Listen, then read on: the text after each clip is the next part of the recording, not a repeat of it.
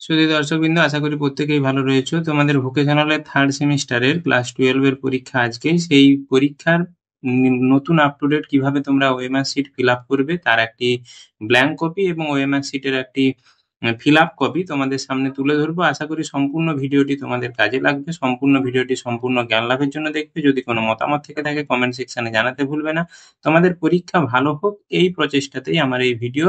তাই সময় নষ্ট না করে চলে যাওয়া যাক মূল পর্বে। আমরা প্রথমেই দেখে নিই যে তোমাদের কেমন ওএমআর শিটটা হবে। ওএমআর শিটটা দেখতে প্রায় এরকম মনে হবে। ওএমআর শিটে তোমাদের যে জিনিসগুলো ফিল আপ করতে হবে সেটা হচ্ছে তোমাদের প্রথমে রোল নাম্বার থাকবে। রোল নাম্বার এখানে ডিজিট গুলো বসাবে, তারপরে নিচে এই গোল বক্স গুলো ফিল আপ করতে হবে। কেমন ভাবে ফিল আপ করতে হবে সেটা আমি পরে বলছি। টেস্টেড আইডির জায়গায় এখানে তোমাদের রেজিস্ট্রেশন নাম্বার থাকতে পারে, বুকলেট নম্বর থাকতে পারে এবং নামের জায়গায় তোমাদের প্রত্যেকের নিজস্ব নাম হবে। ব্যাচের জায়গায় এখানে সাবজেক্ট হবে। সাবজেক্টের প্রত্যেকে যে যা স্ট্রিমের সাবজেক্ট রয়েছে সেগুলো দিবে।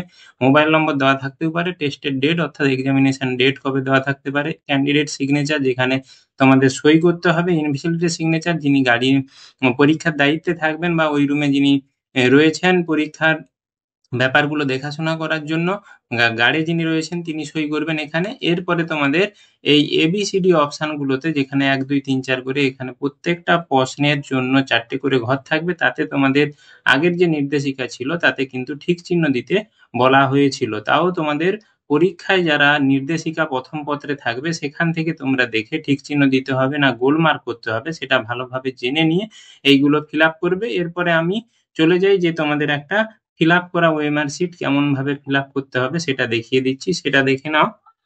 তোমাদের ফিল আপ করা ওএমআর শিটের একটা আমি রোল নাম্বারের জায়গায় দেখেছি। দেখো রোল নাম্বারের প্রত্যেকটা ডিজিট ধরো 5460231690, এই যে সংখ্যাগুলো এই সংখ্যাগুলোর জায়গায় এখান থেকে দেখো 1 থেকে একবারে 0 পর্যন্ত পরপর 10টা সংখ্যা দেওয়া রয়েছে।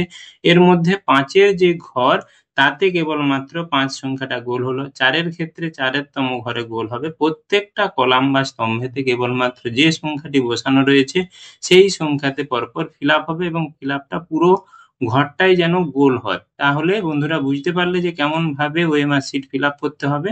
সম্পূর্ণ ভিডিওটি আশা করি তোমাদের কাজে লাগবে। ধন্যবাদ, নমস্কার এবং তোমাদের পরীক্ষা ভালো হোক, শুভ হোক এই আশা নিয়ে আজকে আমি ভিডিও শেষ করছি।